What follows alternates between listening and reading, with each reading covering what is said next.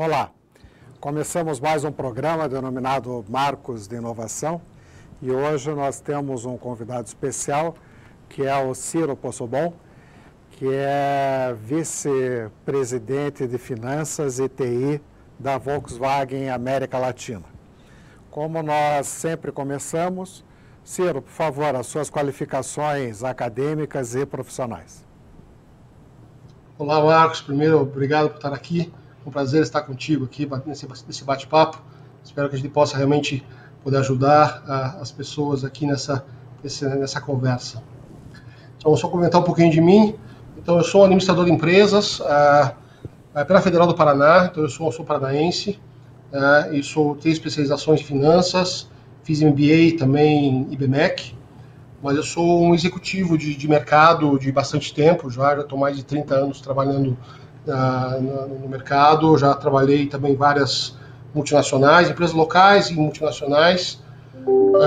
Nos últimos 25 anos eu estou no mercado automotivo, passei por várias montadoras e trabalhei 10 anos fora do país, fui expatriado já 3 vezes, 2 vezes para a França, e uma vez para o Japão. Então morei 7 anos na França, quase 3 anos no Japão, então cobrindo 2 outras montadoras, então passando por várias experiências diferentes.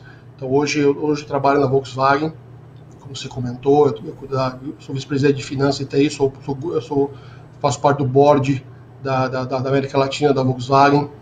Então eu estou aqui já faz 1 ano e meio, responsável por todo o negócio da Volkswagen. As pessoas em geral não têm noção do tamanho da Volkswagen. O que é a Volkswagen? Pois é, a Volkswagen é um grupo gigante, né? Então acho que é um dos maiores grupos automotivos do mundo, né? Então a gente não tem noção do tamanho realmente da empresa. O que é a Volkswagen, né?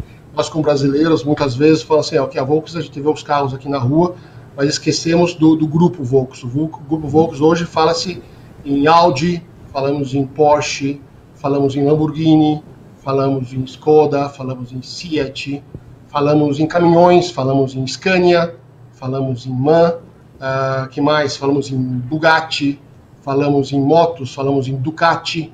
Então, realmente, falamos em bancos, nós temos bancos enormes.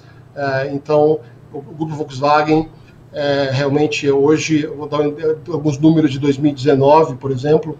2020 é um ano bastante difícil, como você sabe bem, mas 2019, por exemplo, o grupo fez mais de 250 bilhões de euros de faturamento, com quase 700 mil funcionários,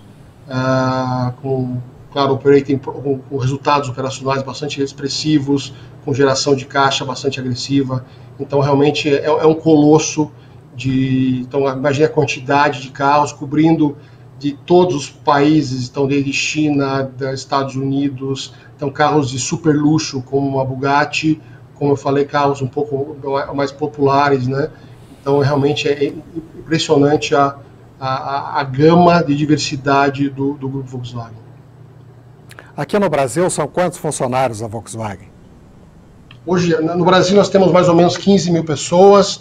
Na Argentina, temos mais ou menos também uns 5 mil. Então, o grupo Volkswagen, hoje em torno aqui a Volkswagen, só a marca Volkswagen, aqui falo em torno de 20 mil. Nós temos também a Scania, temos a MAN, temos a Porsche, temos a Ducati, né, que são marcas separadas. Temos o banco Volkswagen, né, então é bastante grande. Só a Volkswagen, nós temos 6 fábricas na região, né? Temos 4 fábricas no Brasil e 2 fábricas na Argentina. Então, você sabe, esse ano 2020 é um ano bastante especial, né? Então, é um ano que sacudiu bastante o mercado, chegou a cair, por exemplo, em abril, o mercado chegou a cair 80%. Então, uma empresa que é acostumada a vender, por exemplo, 50 mil carros ao mês, você cai para menos de, 7 mil, 6 mil carros. Então, esse ano foi um ano bastante especial, mas felizmente o Brasil já começa a recuperar, já se vê uma boa melhora realmente no mercado em geral e no mercado automotivo também.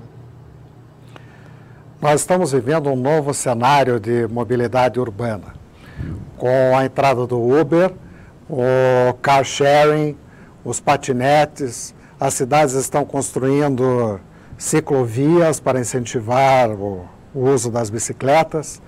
Como é que a Volkswagen pretende se posicionar nesse novo contexto? Bom, isso é bem interessante, né? Porque, imagine, havia um boom muito no passado, né? Um passado recente, né? Não, o que vai acontecer com o carro? Ninguém mais vai comprar carro, o que vai acontecer, né? E isso, após a pandemia, isso talvez inverteu um pouco. Não lembra do boom das bicicletas? Todo mundo queria ter bicicleta, dividir bicicleta, patinetes em São Paulo, na China, na Europa, etc. E com a pandemia, muitas empresas quebraram, empresas faliram, etc. E você vê muitas vezes até a volta das pessoas querendo comprar carro. Então, na pandemia, muitas vezes as pessoas elas não querem mais dividir o ônibus, elas querem comprar carro.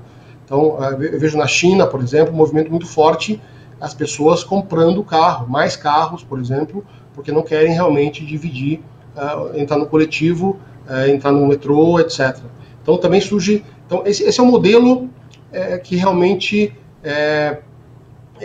não é estável. Quer dizer, o carro não vai morrer amanhã, esse é o ponto, né? Então, eu acho que a Volks ela está trabalhando em vários pontos, né?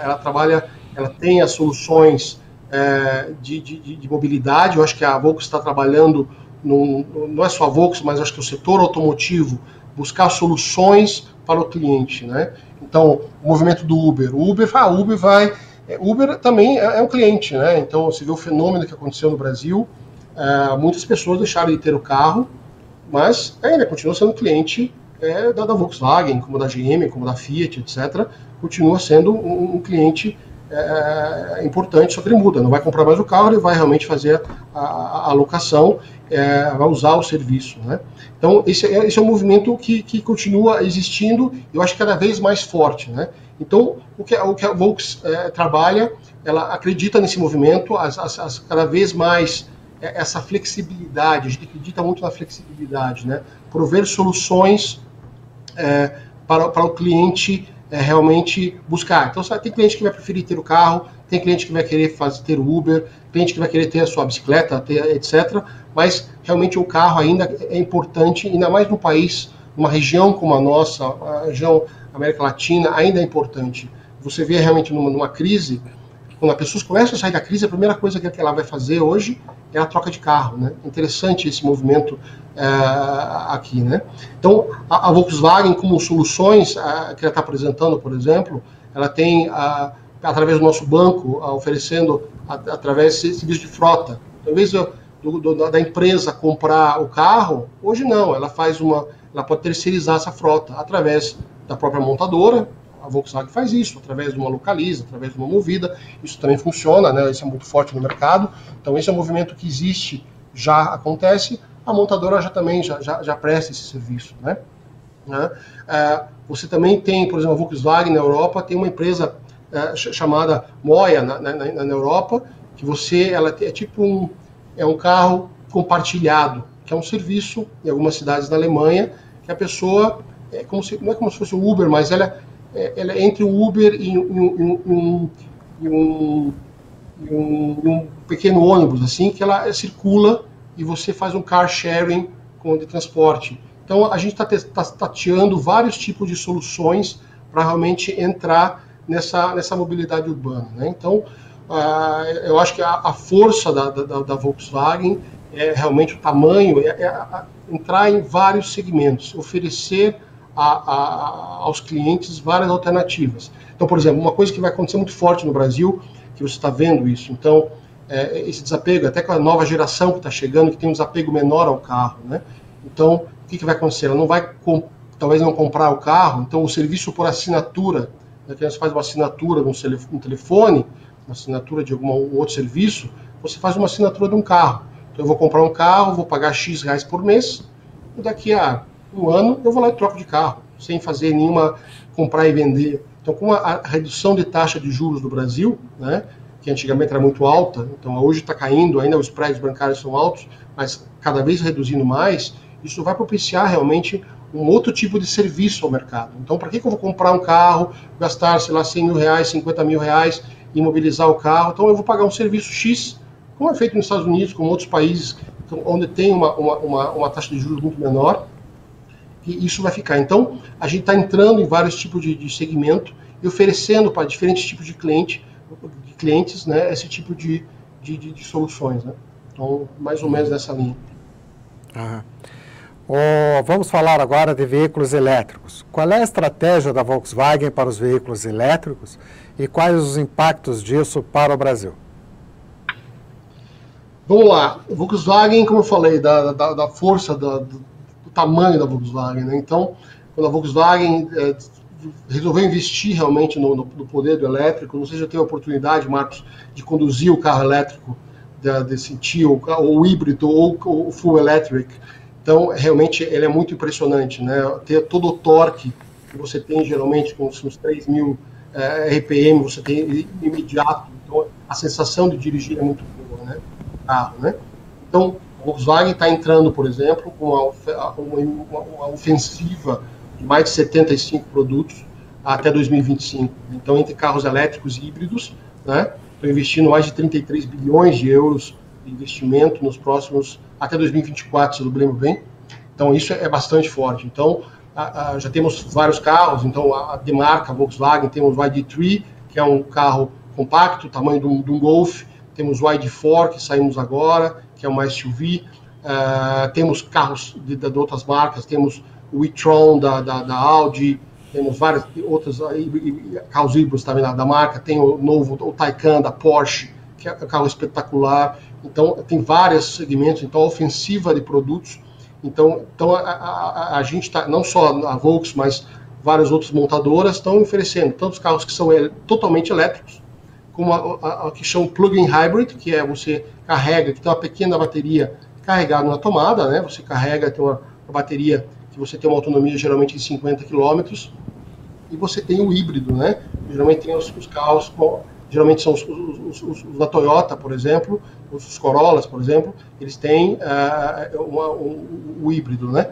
Então, ele tem uma bateria, mas ele se autocarrega, né? Então, não precisa recarregar na tomada. Então, essa é uma ofensiva bastante importante que a gente está trabalhando, né?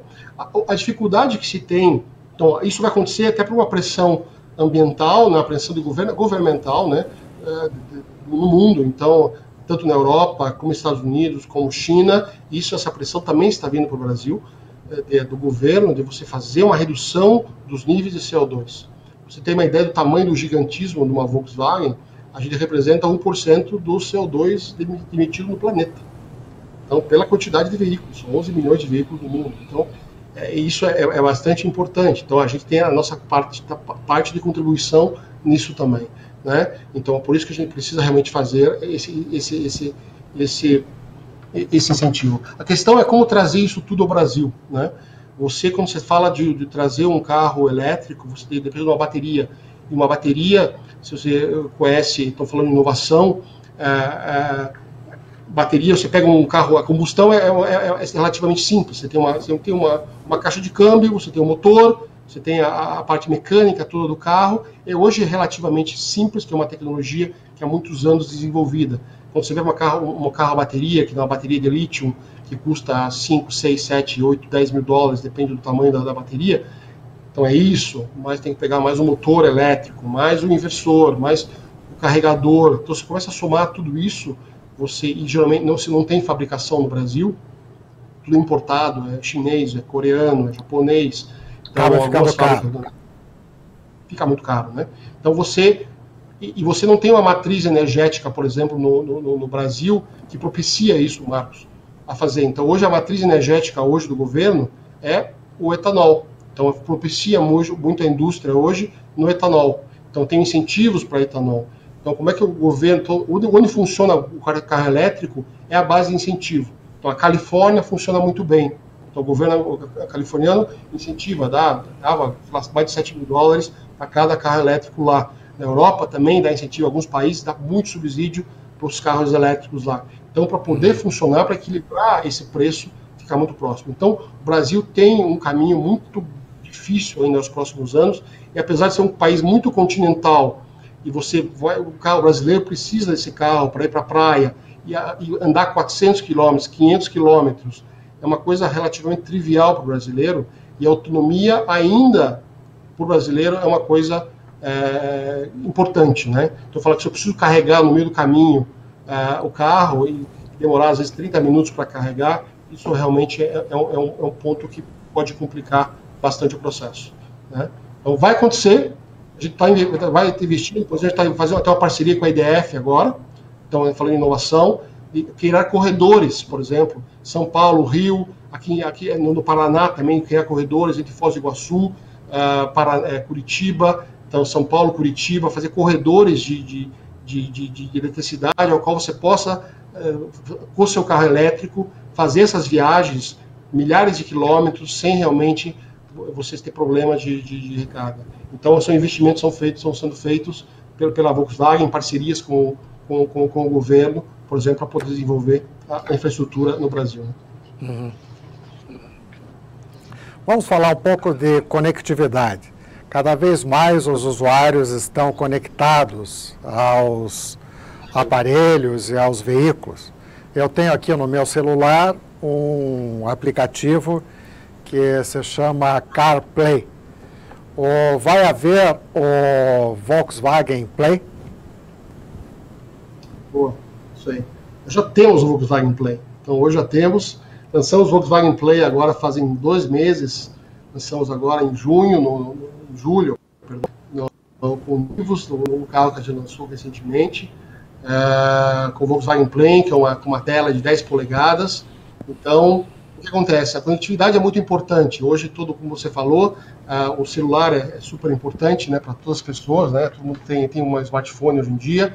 Então, a gente tem hoje o Volkswagen Play, né? Então, essa que a gente chama em inglês infotainment. Então, como é que a gente essa parte de conectividade toda dentro do veículo. Então, você vê, por exemplo, no Nivus, que é um carro de R$85 mil a R$100 mil, você tem toda essa tecnologia conectada ao seu smartphone. Não? Então, o que faz isso, esse sistema? Né?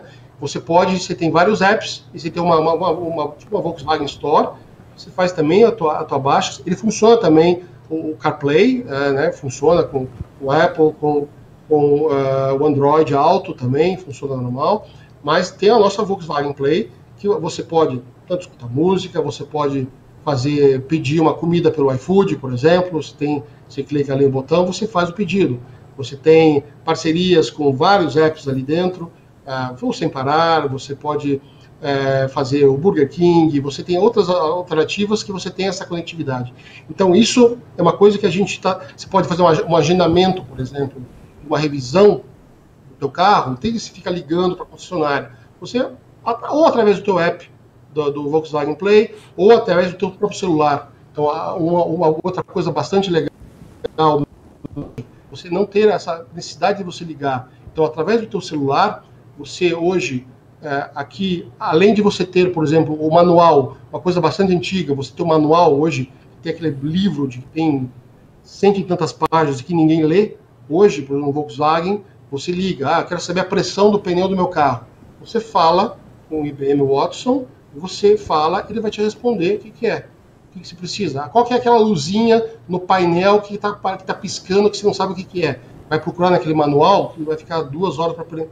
Você vai lá, tira uma foto daquela luzinha, o manual inteligente do Volkswagen, ele vai te responder o que é. Então isso é bastante interessante, bastante rápido para cá. Então, voltando à conectividade, então o que a gente está trazendo, essas conectividades geralmente estavam nos carros de luxo das empresas. Então, no Audi, na Porsche, no Mercedes, no BMW, e a gente está trazendo isso para os carros de massa. Então, para o Volkswagen, ele já sai. Então, hoje o Nivus já tem, hoje o T-Cross já tem, os carros nossos já estão produzindo cada vez mais com esse tipo de coisa. Então, agendamento de serviços. Quero reparar com 10 mil quilômetros, a revisão. Você marca aqui sem contato humano, quero marcar no sábado às 9 horas da manhã, clica e já marca, já agenda, já vai ter uma pessoa para receber você. Então, eu acho que essa parte de facilidade da vida, eu falo da inovação, então o investimento que as empresas estão fazendo para facilitar a vida do cliente, né? Eu acho que isso é bastante interessante e tem provido bastante recursos para os clientes. As empresas produtoras de veículos investem bastante em segurança veicular. O que a Volkswagen tem feito nesse sentido? Pois é, eu acho assim, acho que os carros deram um salto muito grande, né? Todas as montadoras, né, deram um salto muito forte, que era no passado, há 20, 30 anos atrás, do que temos hoje, né? Então, a segurança, a deformação, os crash tests, então as que a gente chama os carros de 5 estrelas hoje, né? Então é impressionante. Então, o que eu falei antes, os carros que muitas vezes tinham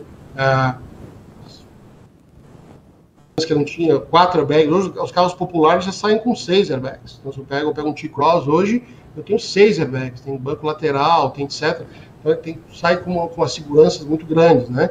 Então, então, tem várias linhas na inovação, Marcos, que são muito importantes dentro desse segmento. Então, claro que isso tem uma imposição também de governo, de buscar. Então, um carro hoje, por exemplo, que é 5 estrelas, daqui a 2 anos, ele vai virar uma estrela. Existem imposições também de legislação que fala assim, não, você vai ter que colocar apoio de cabeça. Lembra, antigamente não tinha apoio de cabeça, agora vai ter apoio de cabeça. 3 pontas, não tinha 3 pontos atrás, vai ter 3 pontas. Então, cada vez vai ter aumentos realmente da rigidez das legislações. Então, as montadoras todas têm trazido realmente um trabalho muito forte para melhorar a segurança. Então, vou dar um exemplo de algumas coisas. Vou vender meu peixe aqui, mas algumas características dos nossos carros que nós estamos trazendo que só você encontra em carros de luxo. Por exemplo, nós temos um negócio chamado ACC, que é um adaptador de cruzeiro. Então, por exemplo, que você encontra em carros acima de R$200 mil, R$250 mil. Então, quando você encontra, o carro da frente, por exemplo, ele diminui ou acelera a velocidade, ele também diminui ou acelera automaticamente. Então, isso também a gente tem já, por exemplo, o Migros já está lançado, carros já mais de entrada já estão lançando, né? Então, quando você tem freios de emergência, então o carro da frente ele para automaticamente. Então, o carro já é inteligente e já automaticamente já para também. Então, a parte de iluminação em LED, você sai do modelo halógenos, por exemplo, para iluminação em LED, que tem muito mais claridade, etc., para o motorista, né? Aqueles sensores de fadiga. Então, tudo isso custa dinheiro. Imagine, você trabalha, você entende bem dessa parte, quanto custa você desenvolver, por exemplo, uma solução de um sensor de fadiga, de um sensor, de um farol que você consegue vira a curva, ele também vira junto. Então, tudo isso, os testes, então, isso é um investimento muito grande das montadoras para poder fazer tudo isso funcionar, né? Então, a gente tem investido muito forte em todos esses processos para cada vez mais os carros durarem mais. Então, em termos de qualidade, né? Então, você pode ver os carros cada vez duram mais, a lataria dura mais, ela realmente tudo é muito, o câmbio, o motor, é tudo muito mais. A correia dentada, que antigamente trocava a correia dentada, lembra? Sei lá, cada 10, 15 mil quilômetros. Hoje troca carros, tem carros da Volkswagen que trocam a cada 120 mil quilômetros uma correia. Então, é uma coisa impressionante de mudança de forma de fazer, né? Então, é mais ou menos assim o que a gente está trabalhando. Você é o vice-presidente de Finanças e também de TI da Volkswagen em América Latina. Como é que está a TI? Todas as unidades da Volkswagen estão interligadas ou não, ou ainda não? Interligadas, sim, todas interligadas. O grupo realmente é impressionante nesse ponto. O que eu falo, a nossa indústria é uma indústria muito complexa, né? Então, um carro é feito de pelo menos umas 2.500 peças, que vem de tudo que é tipo de lugar do mundo, né? Peças da Índia, da China, da Alemanha, e você junta tudo. Então, imagine a solução que tem que ter de TI, de logística, para poder funcionar tudo aqui. Então, a gente hoje, imagina uma pandemia, né, e você produzindo carros, você lançando carro, você testando carros. Então, a gente teve um desafio bastante forte, e a área de TI nossa é bastante robusta para fazer não só a conexão dos sites, né? Que hoje cada vez mais. Então, por exemplo, eu tenho equipes aqui na Volkswagen que prestam assistência para plantas na China, para plantas na Alemanha, plantas nos Estados Unidos. Então, eu tenho equipes hoje que estão, inclusive, baseadas em Curitiba, hoje.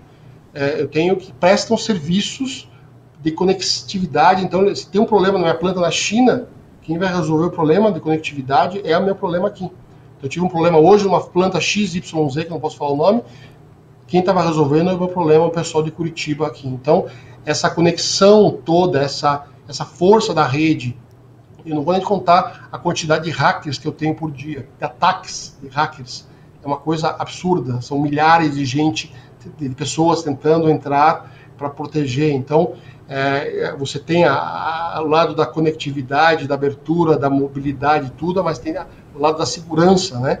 Como é que você protege toda uma infraestrutura e essas milhares de pessoas, eu falo, são 700 mil pessoas que estão aí dependendo de uma rede de conexão para poder fazer as coisas funcionarem. Então, respondendo a tua pergunta, a gente está super conectado. Então, eu tenho uma fábrica em São Carlos, tenho uma fábrica em Taubaté, a fábrica na Argentina, em Córdoba, a gente pilota daqui, de tudo que é lado, todas funcionam super bem. Como você sabe, eu trabalhei por muitos anos na Copel e também estive à frente da TI da Copel. O site da Copel é invadido, ou tentam invadir, mais de 1000 vezes por dia. 1.200 vezes por dia, uma coisa impressionante. Então, a segurança que tem que ter num sistema de TI desse é brutal. Eu deixo agora a palavra livre para você fazer as suas considerações finais, mas eu gostaria que você tocasse num aspecto. Qual foi a melhor experiência, trabalhar no Japão ou na França? Olha, eu acho que todas são experiências excelentes, sabe? Eu por característica pessoal, né? Eu sou uma pessoa que gosto muito de desafios e aprender coisas novas. Então, eu sempre me lancei a desafios muito... Então, todos os países me trouxeram coisas muito boas, né? Então, eu primeiro, com mais novo, eu fui para a França, eu tinha acho que 33 anos, e passei uma boa parte da minha vida lá, e a França é um país espetacular, né? Como país, como cultura, como comida, você come muito bem, você bebe muito bem, então é muito bonito o país. Então, você aprende o europeu, como funciona, como é que são as pessoas, você tem toda lá da história, né? Você tem a língua que você aprende. Então, as empresas, você tem grandes empresas, né? Como Renault, como L'Oréal, como Carrefour, então o jeito de pensar, o jeito de fazer. Então, isso te trouxe muita coisa boa de viver. Você morar numa Europa me trouxe também a aprender a viver, conhecer a Europa, conhecer outros países. Isso foi bem legal. A vida para mim, para minha família também, dar essa educação, dar esse desenvolvimento para cá. Um pouco mais velho, eu fui como diretor para o Japão, né? Um desafio foi em 2012, que me convidaram e falaram: Ciro, você tem uma oportunidade ou Estados Unidos ou Japão, o que você prefere? Eu decidi fazer o Japão, né? Por mais louco que possa parecer. E foi um desafio. Eu praticamente fui contra todo mundo. O que você vai fazer no Japão, né? Mas eu gostei, como eu falei, eu gostei do desafio, né? O que eles têm diferente? Eu acho que o Japão ele está talvez 50 anos na nossa frente, em termos de cultura, em termos de processos, em termos de muitas coisas em relação ao que a gente é hoje, né? Em termos de Brasil, né? Então eu fui ver o que eles têm de bom, o que eles têm de diferente. Então quando você chega no Japão, você se choca, né? Então você vê com a quantidade de gente, com a quantidade de coisas, mesmo com a moral deles, com a honestidade, com a forma de fazer as coisas, o indivíduo é menos importante do que o todo, né? Então, respondendo a tua pergunta, eu gostei muito da minha experiência no Japão.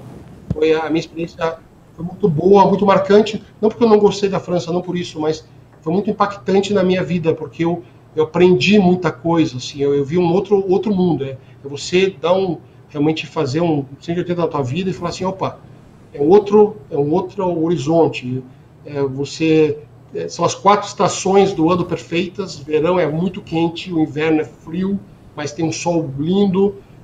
Você não entende nada da língua, mas você tem uma cultura excepcional, as pessoas cuidam de você. Você tem um desafio do dia a dia, e você tem os japoneses, o desafio de você trabalhar com os japoneses, ser chefe dos japoneses e conduzir. Eu trabalhei com carro elétrico no Japão, o Leaf, por exemplo, então fazer o trabalho de conduzir.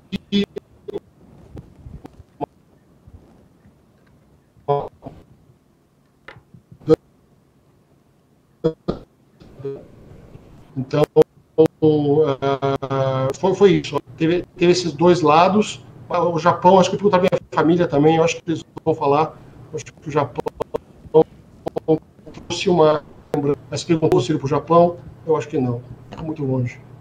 Tá bom aqui. Você podia falar um pouco sobre esse carro que está aí no teu fundo? Não, esse é um protótipo, um desenho, né? Esse que a gente tem uma área de design, a Volkswagen tem uma área de design bastante forte aqui em São Paulo, né? Então, esse que é o desenho, acho que esse é do Pavone, então é nosso designer. Então, é um carro que a gente, é um projeto que a gente faz vários protótipos de carro. Então, essa era para fazer uma picape, né? E a gente acabou, acho que não fazendo. A gente faz vários estudos e análise de projetos, e nesse caso, não acabou não saindo. A gente tem vários tipos de análise, e eu sou uma das pessoas que a gente olha os projetos e eu falo, tem viabilidade econômica, não tem, qual o tamanho de investimento, onde que vai ser produzido, e esse carro, apesar de a gente fez, até chegou a fase de protótipo, chegou a tomar a decisão de acabar não fazendo, né? Então, é bem legal. O legal do automotivo, você tem vários carros. Então, semana passada, tivemos olhando outros carros que estamos lançando, então a gente tem que pensar que carro que a gente vai lançar em 24, em 25, que carro que o Marcos vai dirigir daqui em 2025. Então a gente tem que saber como é que vai ser o teu comportamento, que tipo de carro, que tipo de coisa que você vai querer colocar. Então, como uma indústria, um carro, geralmente você precisa de 500, 700 milhões de euros de investimento, que você não sabe como é que você vai rentabilizar isso no futuro. Então é bastante difícil, tem coisas que você lança e o cliente não compra, né? Então é bastante delicada essa indústria, né?